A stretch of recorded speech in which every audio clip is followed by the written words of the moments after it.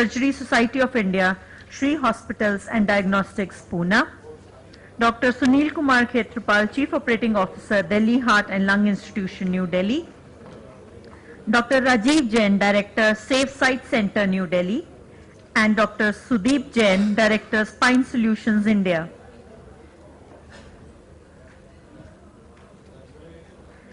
Before we start the session, before we went off for the tea break, Dr. Ravi Gupta had invited all hospitals to please join us in forming a report and doing special series through our eHealth magazine about the various problems that hospitals face in their everyday functioning. We would like you to please write to us at the details mentioned at the backdrop. So you can write to us, call Priyanka Singh, and write at the email ID provided, where we would be happy to carry that through our magazine, and we'll consolidate a report and present it to the ministry. I would request our moderator, Dr. Sri Hari, to take over the session now.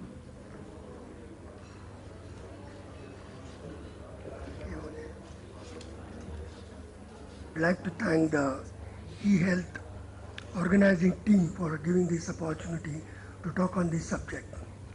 I'm quite sure, you must have heard the previous session of emerging landscape in healthcare, and this session will not be much of a different than the previous session. But certainly I have a different team of panelists, and you people can give the inputs, because this subject is vast, and though the last session was almost similar, we can discuss some things which are little different or little different viewpoints. We know, I want to make it a point here. Do you know the healthcare industry is one of the largest revenue generation service industry in this country? And this is the country where it is the second largest to have the employment next to the education. And still this industry is not really seen like, we talk about the science and we talk about the IT industry, we talk about railways and airfare and everything, but nobody is talking so much about health industry and when it comes to infrastructure development. The infrastructure requirement of this industry comes in our national budget, or even thinking or people putting money is fourth or fifth, where it should be almost first or second, because it is the largest revenue generation, and at the same time our country is looking for employment generation, and this is one of the industry which can take you forward. And secondly, in spite of doing whatever and in spite of the prevailing condition, this is the only industry it's continuously growing, and it is growing with at least the rate of 15% CAGR. We call it compound annual growth rate. Even it has been 15% every year, and the most of the revenue generation comes from the hospital diagnostics equipment, and the part of it, say around 71%, and part of it comes from the pharmaceutical industry. Now today we have with us Dr. Sunil Khetrapal, Dr. Rajiv Jain and Dr. Sudeep Jain, who can discuss with me about these emerging paradigm in the healthcare. As I told you, it will be almost like the before. Now, why, as I said, it's the most growing industry.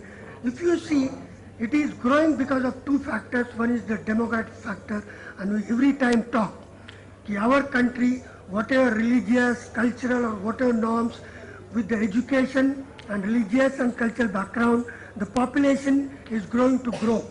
Though we have family, healthcare, and there are lots of things thought about by the government, but still our population is growing with tremendous rate. That is the one reason. Second is there is a shift of demographics. There is lots of younger population, and which is going to get converted into next few years into a geriatric population, which you see in the Western countries, and that will not only give a burden, but it will give a tremendous load to this industry to cater to. And then there is a rise of disposable income. We talk about the global phenomenon of economic development, And then there is the incidence of lifestyle diseases. A decade or two ago, we were all talking about communicable diseases. Today, it is the non-communicable diseases, and in fact, we are catching up with very fast from our Western counterparts with these non-communicable diseases, and there is a rising literacy, there is awareness about the education, about the health facilities, and people want to avail it. And second most important thing is about the economic. And economic, as we have seen in the last budget, though everybody is talking about there is not much of a improvement or rise in the budget allocation. But if we think about the income tax, what the subsidies have been given in the insurance sector as well as in the elder age population, at the same time there are some subsidies or tax benefits given to 100 plus bed hospital, and there are certain things government which is supporting, and that is also one aspect why this industry is growing. Now we will talk about one by one, as I said, this session will be almost like last time.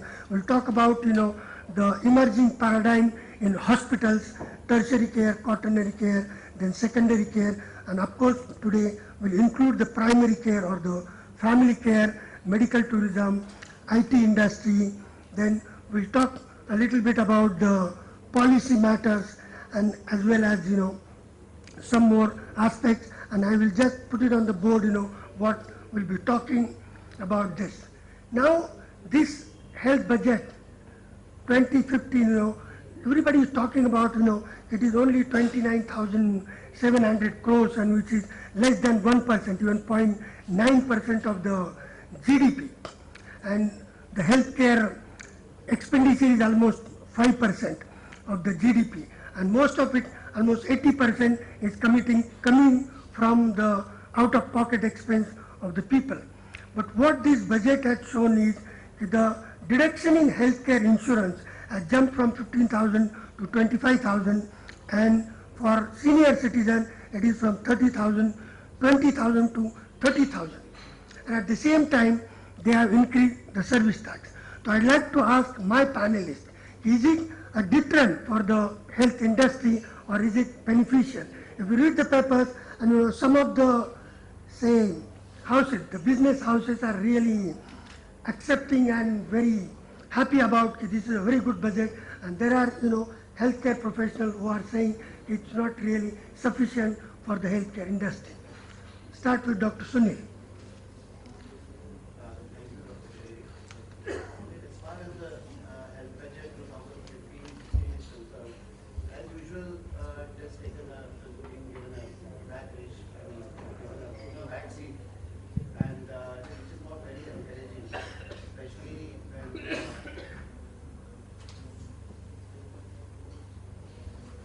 as even in last year there was a cut of 20% in the health budget, and again this time it is not very encouraging. They have come up with this insurance scheme, that the benefit of insurance premium 15,000 to 25,000, and then for senior citizen 20,000 to 30,000. There are two aspects of it. If you see, one way it is encouraging the insurance industry to grow, and secondly it is encouraging people to avail more and more private health care. So you are trying to, the people should be opting out of the public facility and going more and more towards private.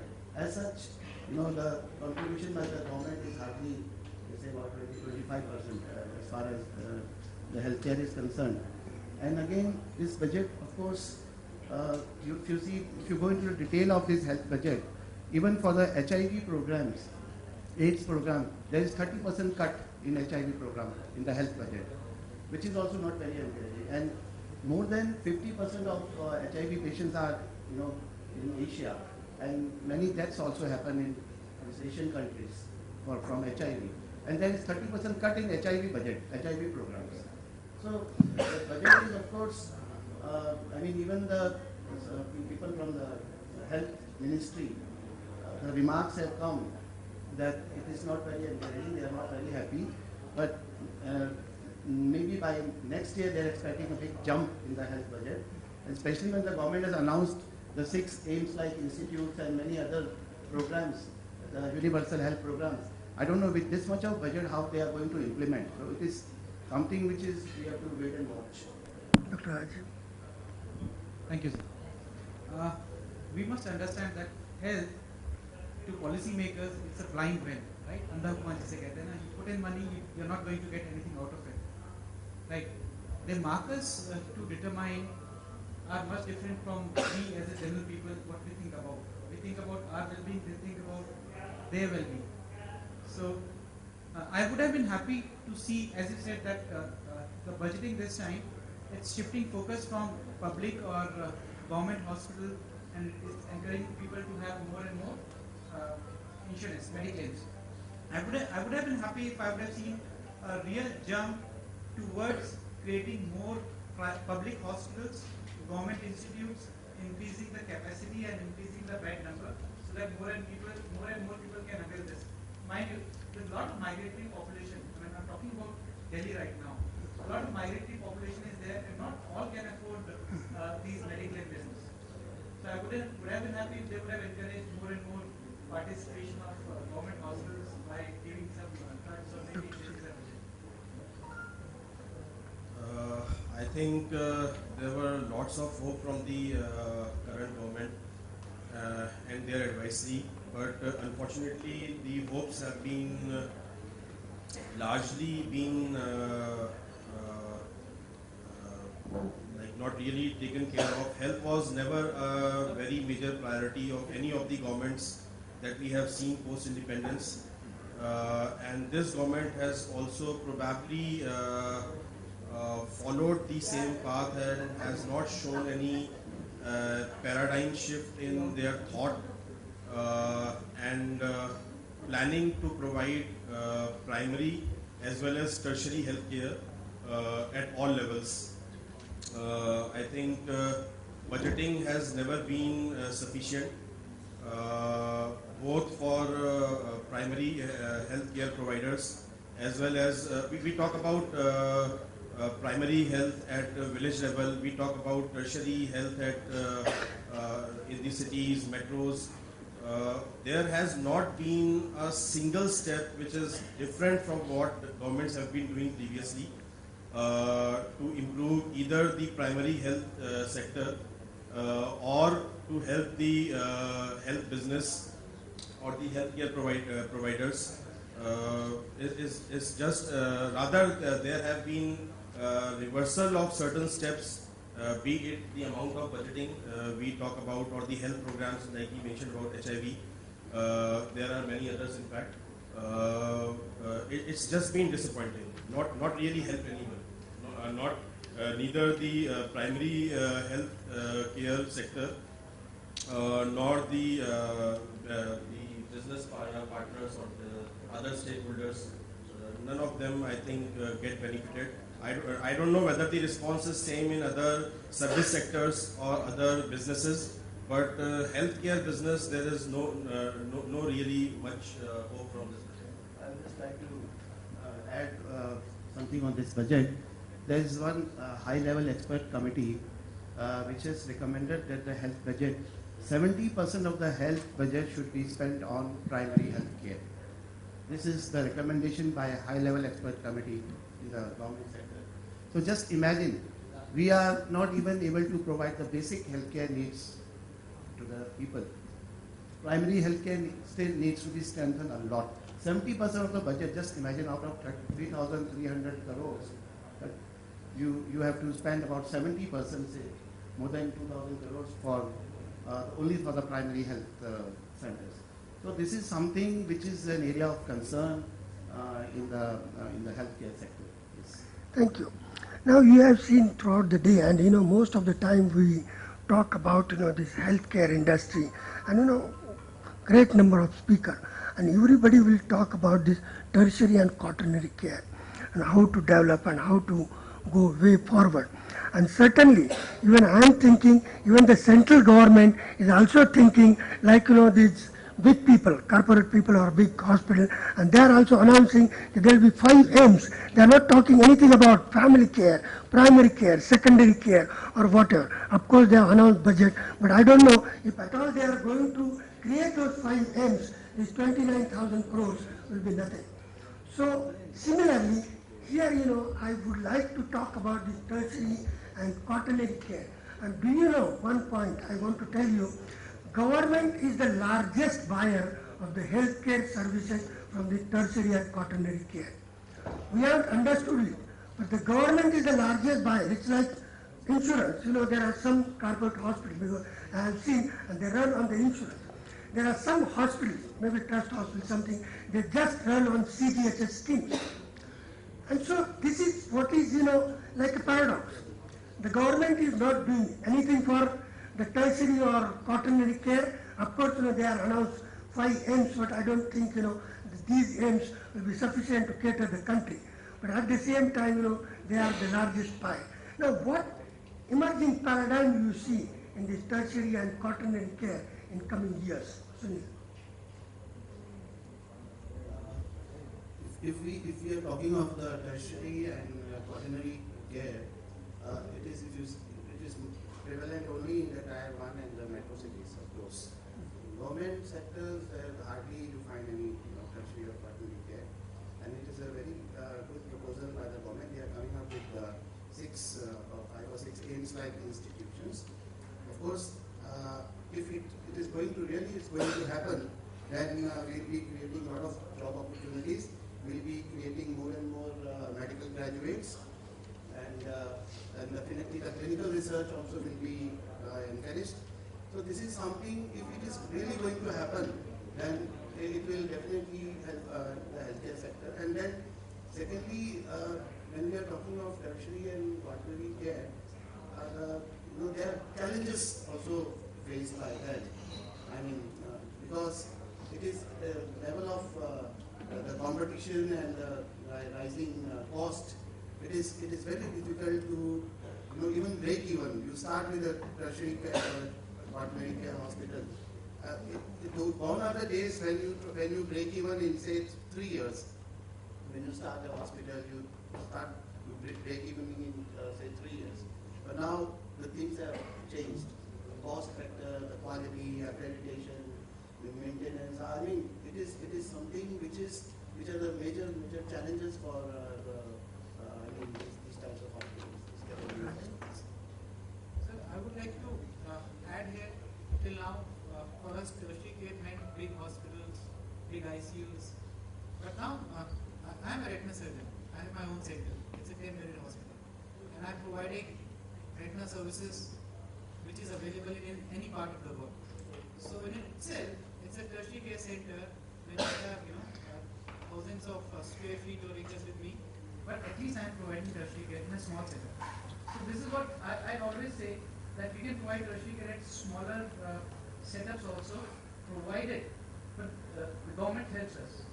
See, CGHS is available with lot of centers, but is government doing anything different to promote these people who can actually provide care, good care at smaller setups?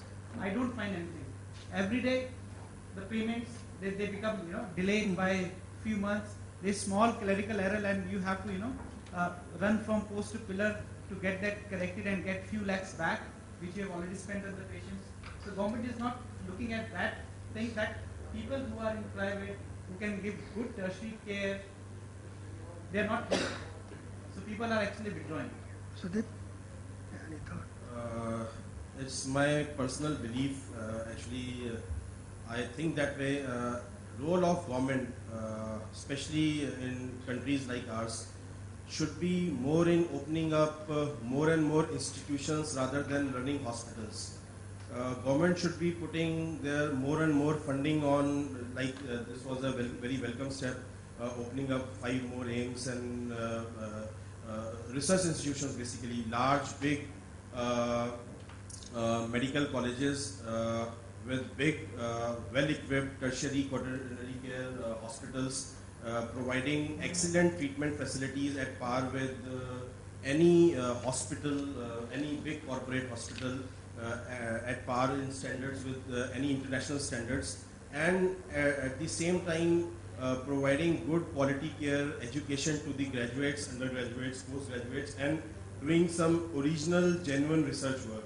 I think government funding in opening up hospitals should be more focused on opening up institutions rather than running government hospitals, be it an MCD hospital or an NDMC hospital or whatever.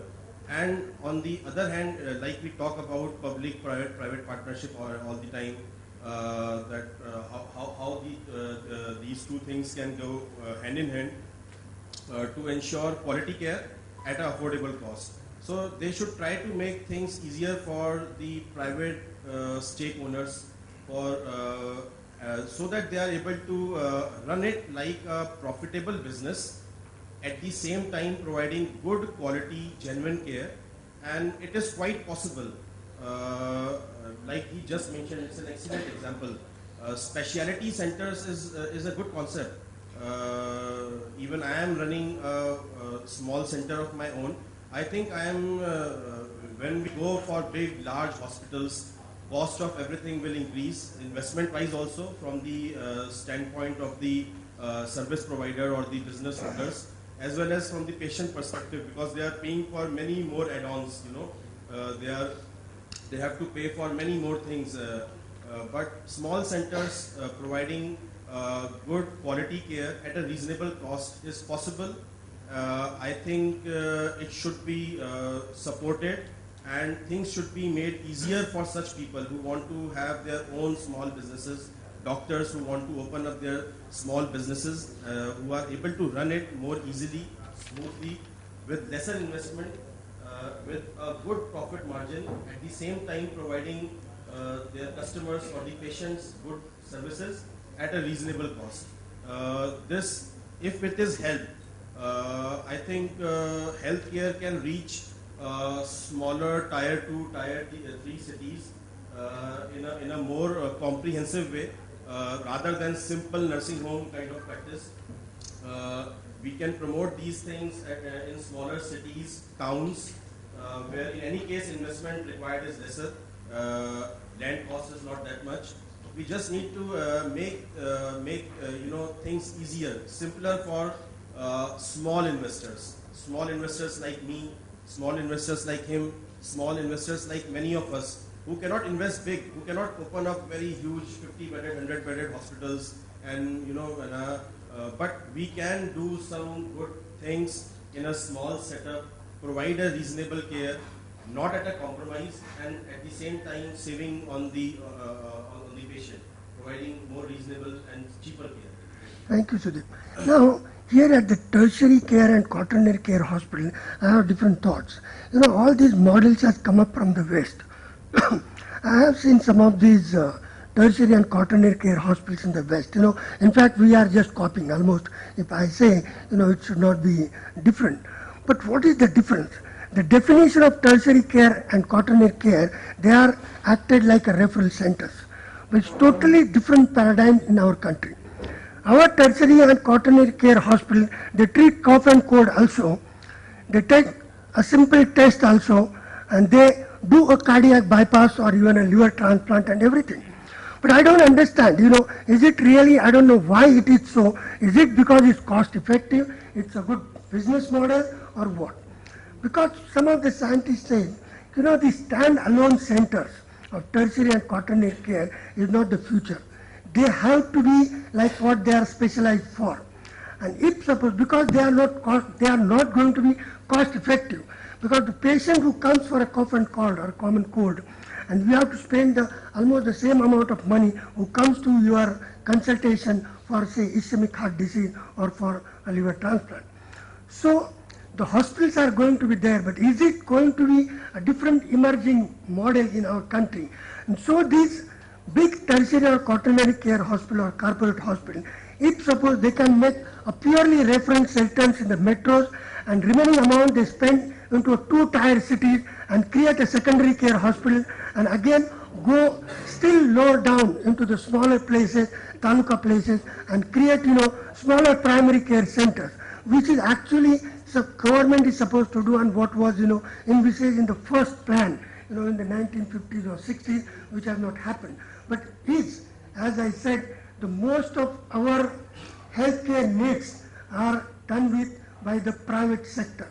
So maybe in the future, whatever we talk about the government, but what I see today, we are talking about 81% expenditure, or the load is taken by the private sector. I will not be surprised. After 5 years, it will be 95%, because this sector is growing, and at the same time, the government is shrinking in their allocation, as well as whatever their strategies also, they are shrinking. So the day will come, it will go almost more than 95%.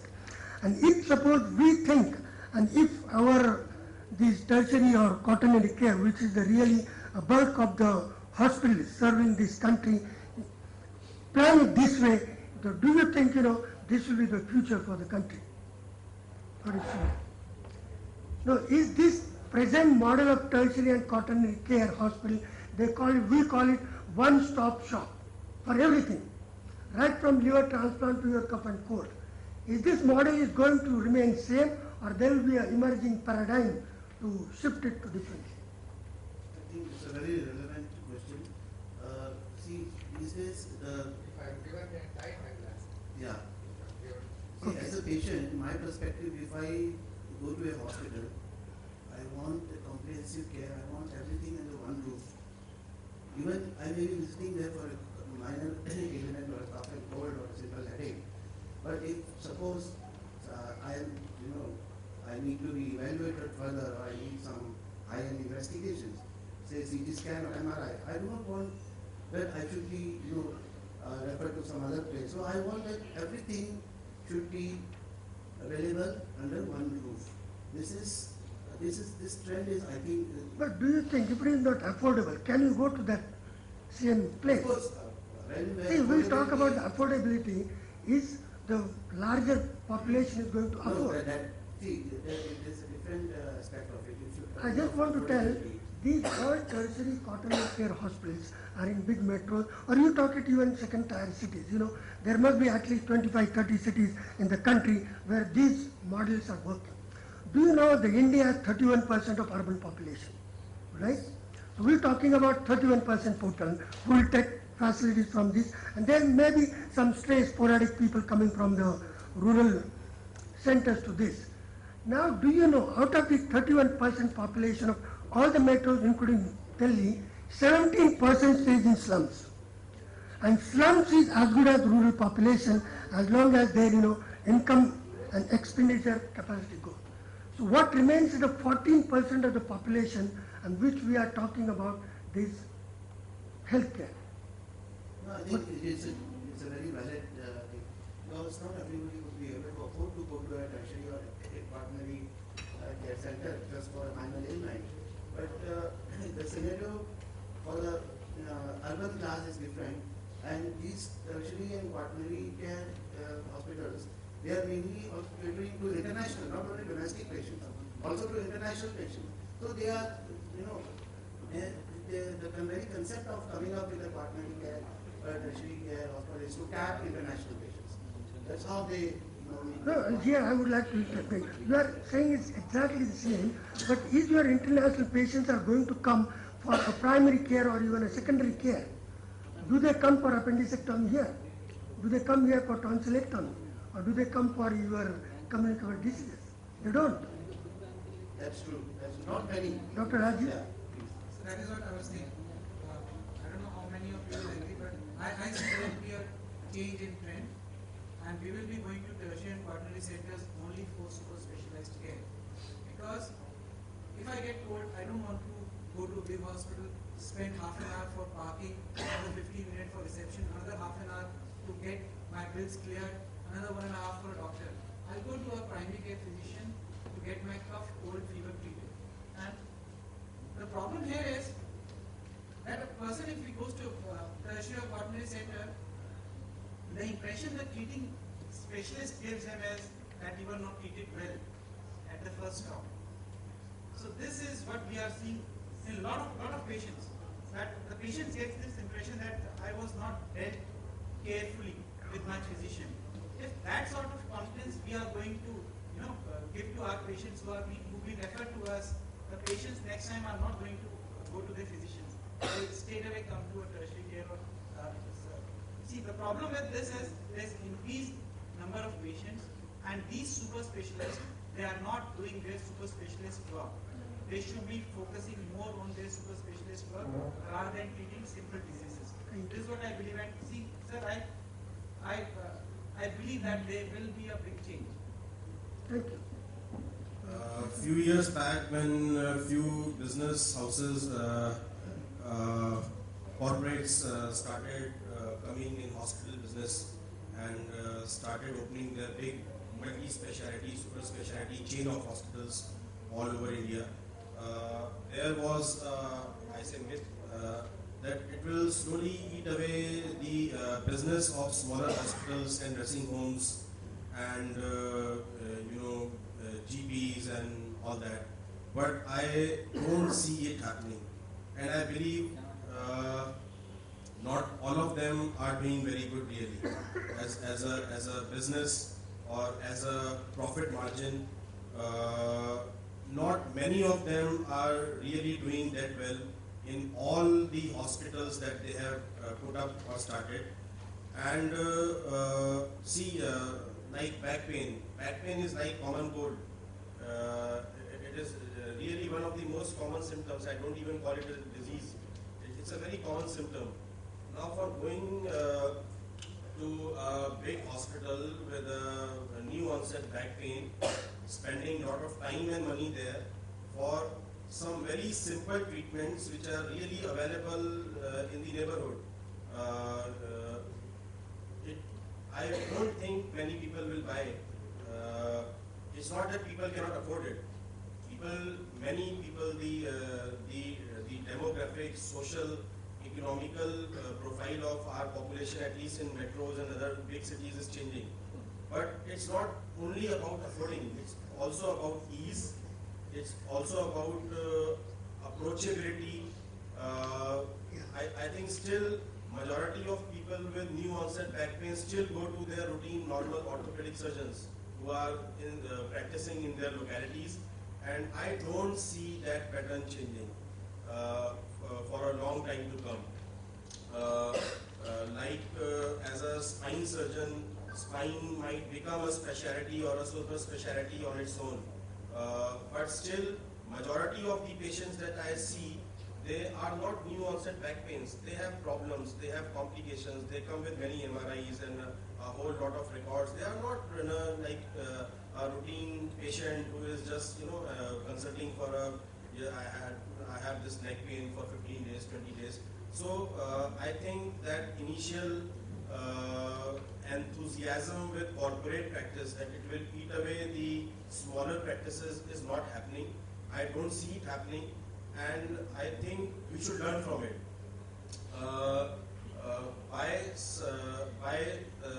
And also about, I see, I think back pain, I'm just taking it as an example actually. I see back pain, why should not a back pain be treated by a GP at the first go? It should be treated by a GP. In our MBBS curriculum, as an undergraduate, among all many subjects that we are taught and our training is into internship and all, we should be taught about all the common problems pertaining to all the specialities, and they should be treated at the GP level at the first go. The patient really doesn't need always to consult an orthopedic surgeon only. It should start from a GP when he is through with his treatment, whatever he can grasp of the subject and understand. Majority of them will be definitely treated by a GP. If they are given an understanding of a back pain, then the patient can be referred to an orthopedic surgeon. Regarding tertiary and higher level care, they are really required for more complicated cases, for more complicated surgeries, and some research should also be inculcated into it. So the purpose is entirely different. Purpose of tertiary care is totally different. It is not for general routine problems because it is too costly for that. Opening up a big hospital is not easy task. only few people can do that, and there is not that much support actually. And even if we talk of business houses or corporates who hold such businesses, if they are earning 1,000 crores from one particular business, but if they are earning 100 crores from their health channel, then it is considered that they are doing something wrong. The thinking of the government as well as us, general public, is that earning too much from health is bad. After no support, so many difficulties, such a huge investment, red tapeism, and then you are not, you should not be earning much from it. Then the business automatically becomes weak. If we see it as a business, tertiary care and higher care in private setup is a business. It cannot be sustained if it is not taken as a profit-making business. There's really so much of contrast in thought. On one hand, it is a business, so it should be profit-making. There's a lot of investment into it. And on the other hand, if we really try to achieve the targets and really try to extract that from the investment, then we are not considered good ethical people. So Yeah. there's a lot of Thank you. thought provocation that is required. Thank you so much. The organizers has asked me to get it winded in next 5 minutes. So I will just, put up some emerging ideas, especially, in the segment of this secondary care, what we are talking, the tier 2 cities and tier 2 hospitals. Do you know the government is the largest healthcare provider in this segment in the country? Government is the only largest provider. So we are not talking quality, we are not talking the outcomes, but their presence in this segment, in the second tier as well as the primary care, is the largest. It's not even the private is matching to them. If you talk about, the sir was talking about, and of course there are on the website, someone was telling, there are more than 11,000 hospitals and some 1 lakh sub-centers and plenty of them. So this is the largest provider in the segment of secondary and primary care. But now, I'm reading from Mountain Singh Ahluwalia, the Vice Chairman Planning Commission, the last time. And what is his reading is, there is ample evidence of non-performing, dysfunctional public health system. The situation varies across the country. In some parts of the country, it functions well. On an average, in country, it does not function well, and in some parts it functions incredibly badly. Why I want to read this? Why not the private sector, the entrepreneurs, thinking about there is a big, huge opportunity. We are not talking, tertiary, quaternary and big thing. See, if you want to think about the entrepreneur, because this is the meeting is mainly for entrepreneurship. So why not to talk about the entrepreneur and there is opportunity, there is a business opportunity and which can be made as a profit making, or even we are not saying profit, but no loss, no profit making business model, and that is one opportunity. And then secondly, you can have, and the government has come up in few of the states with the PPP models.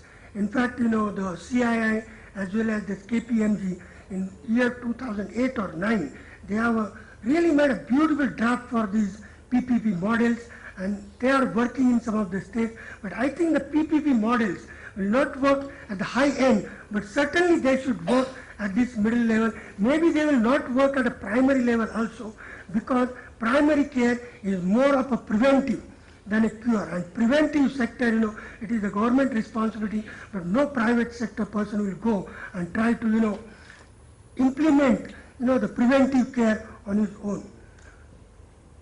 Just 2 minutes, Now we were talking, what is the future of these nursing homes? And many of us says, there is no future for the nursing home. There are 2 reasons. There are stringent laws are coming, the Consumer Protection Act and Clinical Establishment Act, and there are plenty of licenses, and then there are labor laws and everything. I used to run a small little nursing home 10-15 years back, but today it's too difficult to run a nursing home which is cost effective. So certainly nursing homes are going to go, but what is it will be replaced? As one of our panelists was saying, the entrepreneur doctors or entrepreneur consultants are going to stay there, and they will come up with single specialty, smaller hospitals or smaller setup or nursing homes, and that is going to remain with the emerging scenario. Secondly, with these, the single specialty, there will be something called daycare centers are going to come up. So the consultants might opt for a daycare center, which will not be like an indoor facility, but morning to evening kind of thing. But nursing home, which is running 24 hours, I don't think there will be much. And we are talking about the primary care. This is the last slide. There are plenty of, but I think I'll stop here. But the primary care, which is very, very important for our country. Interestingly, 59% of spending is in primary care. Even out of pocket, even if you go to household, there 59% spending is in the primary care, and 49% is in secondary and tertiary care, if you are spending 100 rupees. So there is still a lot of business in primary care also. And that is the reason someone was talking, there are nationwide and some British health that come to open up these family cares, and they are not successful. And someone was talking to me about, the telemedicine, which the people were talking 10 years back, but today it has come back. And certainly I can assure you, this family clinic business, I'm not talking about the government, other business models are going to come up in next 10 years, and which are going to replace the general practice or a family physician, and even they are going to surpass these primary health centers as a business model, because tomorrow it is mostly the private health sector which is going to take over all the government. Now there was a beautiful study in Europe. You see, for 100 encounters for you to go to a medical personality for your healthcare need, 90% of the encounters are at the primary care level. This is a study from the Europe, and Europe has really implemented this model of primary care, secondary care, and tertiary care or quaternary care. And there is no duplicity. In fact, we call it here, our patient goes shopping. There is nothing like shopping in Europe, or especially in Europe, not about even America. Because if you have a common cold, you have to go to a primary care.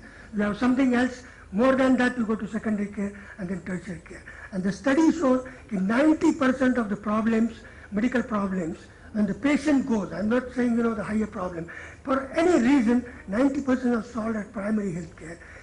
Then 9% are solved at secondary care, and only 1% of that problem, they go to the tertiary care.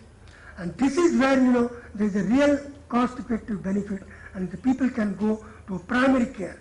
And the government can have certain regulation, certain policy frameworking. In fact, with the e-record and everything coming up, if something like UID, if government which has promised in this last health policy 2015, I was going through, there are lots of details. In fact, if you read, you will be in heaven.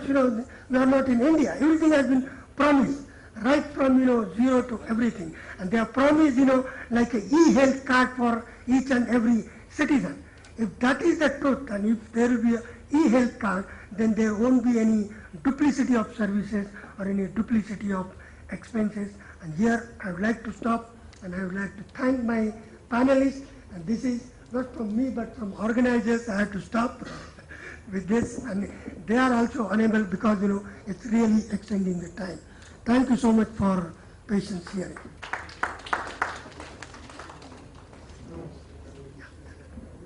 Thank you so much. I would request all the panelists to be on stage, and I would request, but I'll take that one first and last question for the session. Please take the mic. When we just talked about setting up of small centers, and as we say, the cost is very prohibitive. And can we not ask the government, they reserve, whenever they are setting up new colonies, they reserve? Hello, I am Gurdeep from Sambalpur. We can ask the government, always the cost of setting up any primary center or any medical center is always very high, given the experience.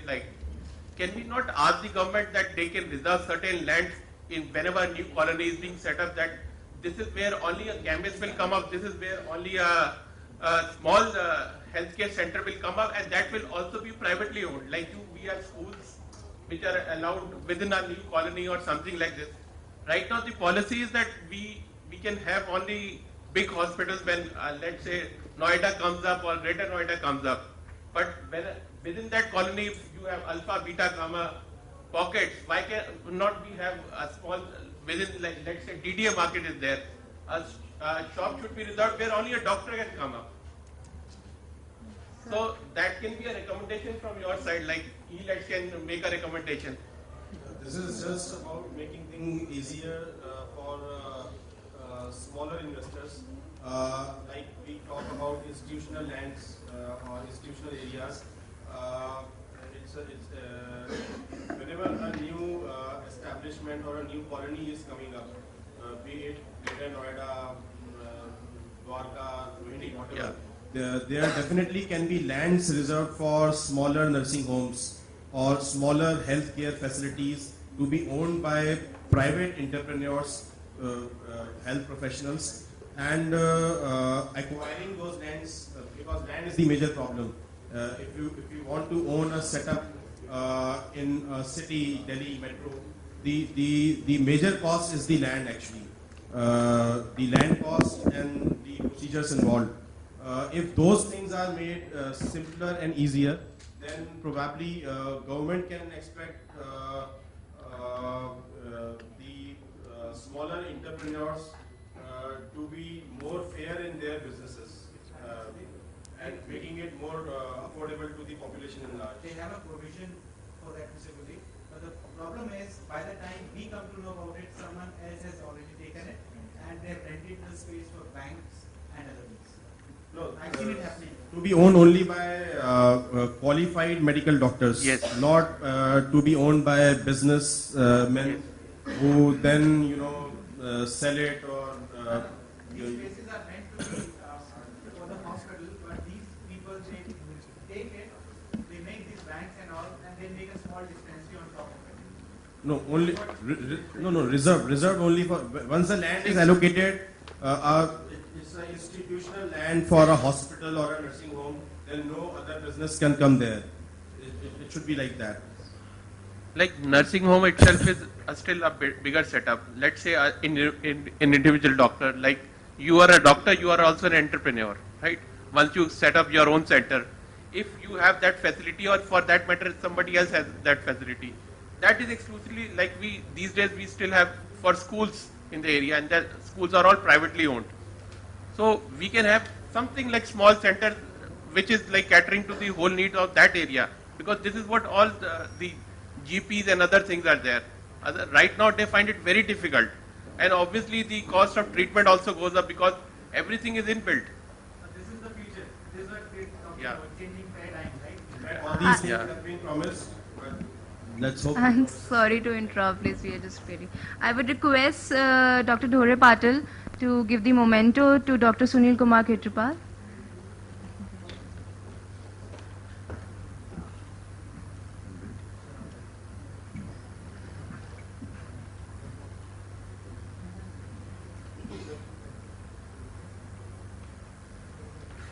Memento to Dr. Rajiv Jain.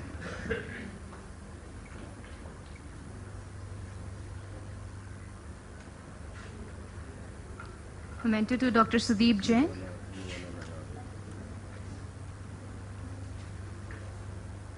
And I would request Dr. Sunil Kumar Khetrapal to give the memento to our moderator of the session, Dr. Sri Hari Dhore Patil.